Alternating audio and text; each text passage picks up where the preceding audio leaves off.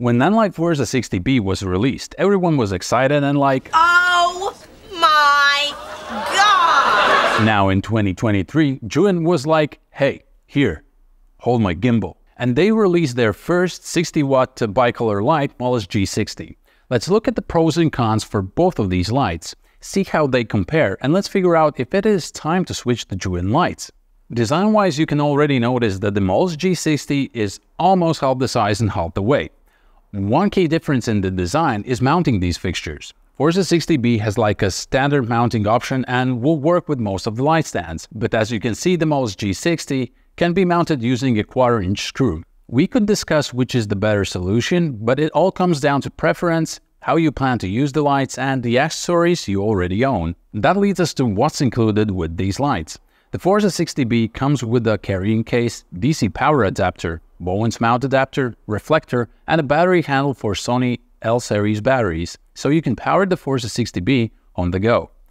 But take note that the batteries are not included. The Molus G60 comes in two kit versions, the standard kit and the combo kit. For this comparison, we will take a look at the combo kit as it is more relevant to this comparison. The Molus G60 combo kit comes with a carrying case, DC power adapter, Bowens mount adapter, mini reflector, dome diffusion, power adapter bag, tripod, and a mini softbox. When you compare the price and what comes with each light, I would say the clear winner is Molus G60, because you get all of it for $249. Yep, including the mini softbox. The price for the Forza 60B is around $270, and it is harder to find these days because it has been discontinued since the arrival of the Mark II version.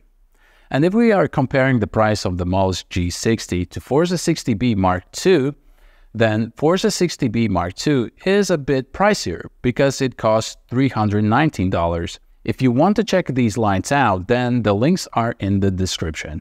Both of these lights are bicolor, and the color temperature can be changed from 2700 to 6500 Kelvin. Plus, both of them have Bluetooth and can be controlled using their own apps.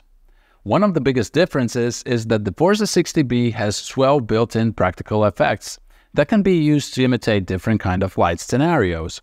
I haven't used this feature a lot in the past, but it has been very useful in a couple of projects. So from this perspective, Forza 60B has a bit more to offer, but I haven't given up hope that Zhiyun will come up with a firmware update and add these effects to their lights. Now let's compare light output with the same camera settings. For this first comparison, I will use each light as a key light and as the only source of light with the 60cm softbox. So in this test, you can see that the Forza 60B is actually brighter than the Molus G60.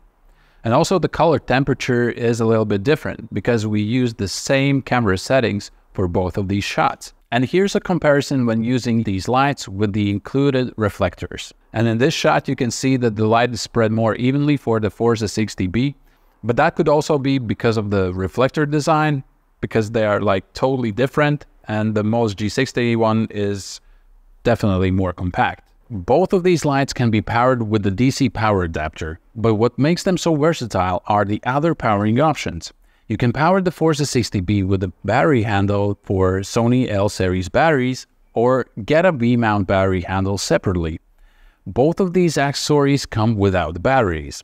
But if you own the batteries already, then this seems like a good option. The Molus G60 can be powered through USB Type-C port, and this allows you to power it using like a massive power bank. It can power the light for a long period of time, and also can be used to power other devices. So in both cases, you will need other batteries, so you should consider what works best for you. I would say that Nanlite Forza 60B's fan noise is alright, and when the light was released, the fan noise was considered very little. And if you run the light under 30% of brightness, you can actually turn the fan off, which is a cool feature. But here's the catch. It doesn't matter if the light is on 31% or 100%, the fan will be on and pretty noticeable if you keep the microphone close to it. Once you step away, it is not that bad. But if we compare it to the Molus G60, then the difference is really noticeable. So far, the Zhiyun Molus G60 is the most silent light I have used. And as I mentioned in my Molus G60 review, the light really knocks it out of the park when it comes to fan performance. Here's a comparison of the fan noise for both of these lights when kept on full brightness for 10 minutes. Forza 60B, check 1, check 2.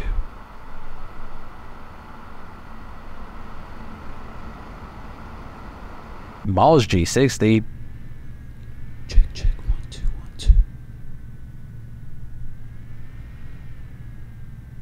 Forza 60B again, and Molus G60. What's cool about Molus G60 is that when you buy a combo kit, it comes with a mini softbox and a dome diffusion for the mini reflector. And in some cases, that may be all you need to get started. But when it comes to additional accessories, then as of now, Forza 60B has way more to offer. Wider range of softboxes and accessories like this Fresnel lens and projector mount. Actually, these two accessories have been very useful, and even now you can see in the background, it is lit using this projector mount to create this pattern on the wall. So am I switching and will be using only Zhiyun lights from now on? No, well, at least not yet. Zhiyun is a new player when it comes to lighting and needs a bit more time. As for Nanlite, it is a nice brand. They make quality products, but if we talk only about these two lights, they both have their pros and cons. Where Molus G60 falls behind, now at the time of recording this video, is the lack of practical effects and available accessories like the projector mount that I use a lot. But other than that, it wins in almost all the other aspects that we looked at. If you want to know more about Zhiyun lights, then watch this next. Alright, I will see you in the next one. Ciao.